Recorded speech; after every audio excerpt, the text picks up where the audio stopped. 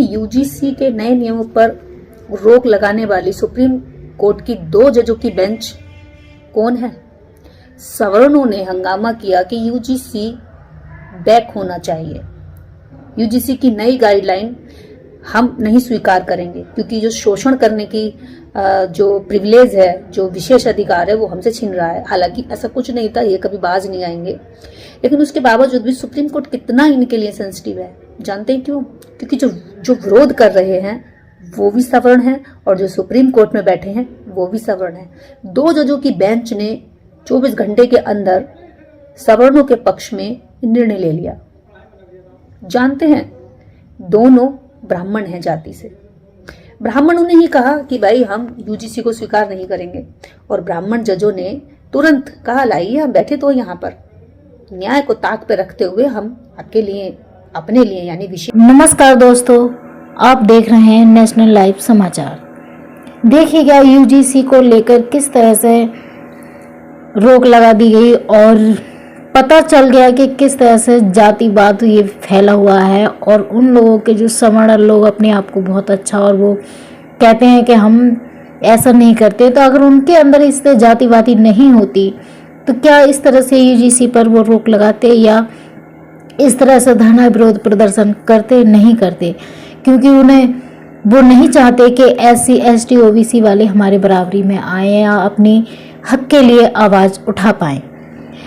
तो आप यही देख सकते हैं कि किस तरह से माननीय मोदी जी के लिए भी तेली वगैरह बोल करके किस तरह से उनके पोस्टर पर जूते चप्पल मारकर उनको किस तरह से उनके लिए बोला जा रहा है, जो कि एक हमारे देश के प्रधानमंत्री हैं। किस तरह की विचारधारा है, तो इस तरह से उन्होंने किसी को उन्हें नहीं छोड़ते। एक जाति सूचक शब्द बोल बोल कर सभी को ये प्रताड़ित करते हैं।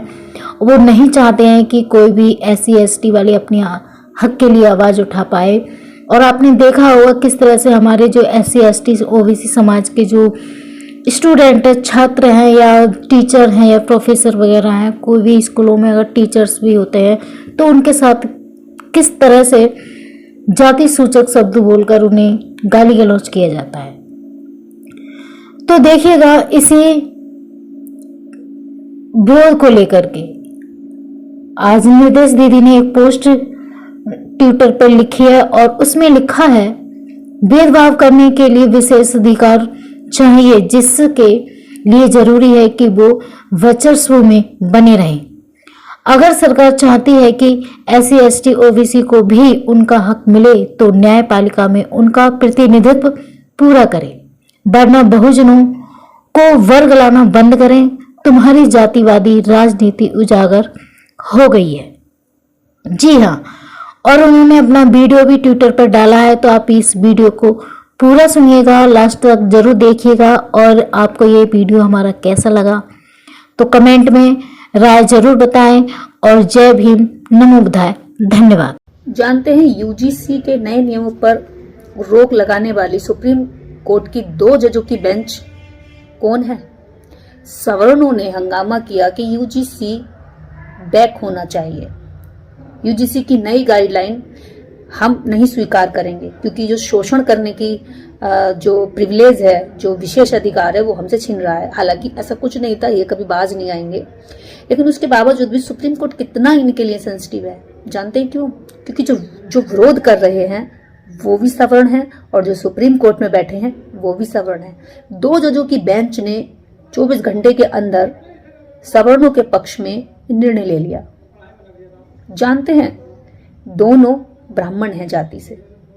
ब्राह्मणों ने ही कहा कि भाई हम यूजीसी को स्वीकार नहीं करेंगे और ब्राह्मण जजों ने तुरंत कहा लाइए हम बैठे तो यहाँ पर।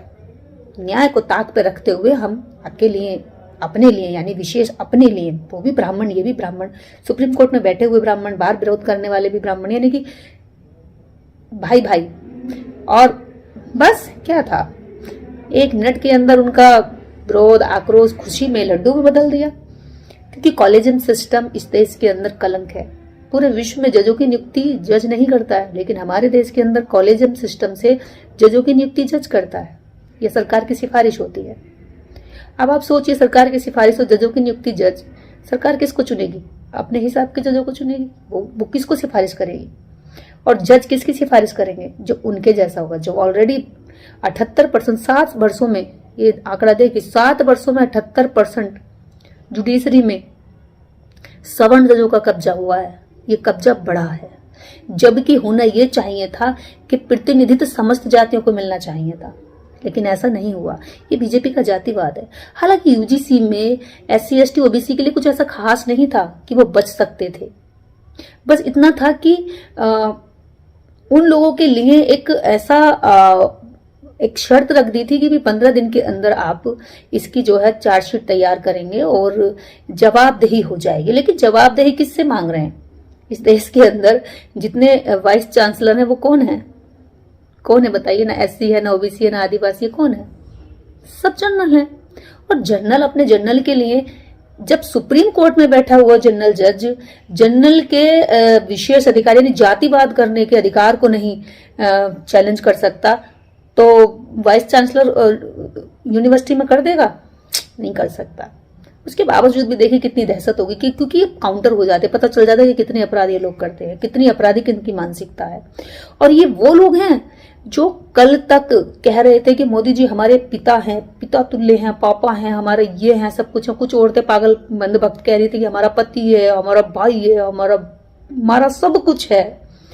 वो सड़कों पे उतरकर गाली दे रहे थे, पुतले फूंक रहे थे।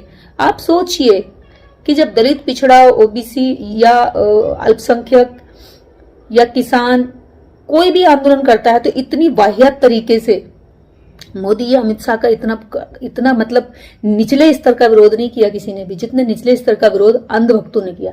यही अंधभक्त कल तक जो है कह रहे थे कि भाई साहब योग मोदी है तो मुमकिन है, और अब ये कह रहे हैं कि मोदी को हम तेली कहेंगे। और प्रधानमंत्री को उन्होंने तेली, तमोली कहा कि इतनी औकात दिखा दी, अपनी जात दिखा दी। ये वो लोग हैं जो जातिवाद कभी छोड़ेंगे नहीं।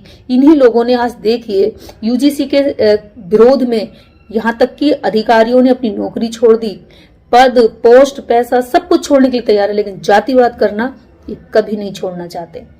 प्रदेश के बहुजनों को मांग उठानी पड़ेगी कि जुडिशरी में इनका भी प्रतिनिधित्व होना चाहिए। अगर सरकार सच में इनकी बराबरी चाहती है, इनके लिए न्याय चाहती है, इनको भी हक अधिकार देना चाहती है, तो क्यों नहीं जुडिशरी में इनका प्रतिनिधित्व दे रही? हाँ, वोट तो आप लोग 85% लोगों से, लेकिन जुडिशरी में बिठाओगे 15% लोगों को, तो ये बेईमानी नहीं है? वोटर को सोचना चाहिए, बहुजनों को अपने वोट की वैल्यू समझनी चाहिए और वोट से चोट करनी चाहिए।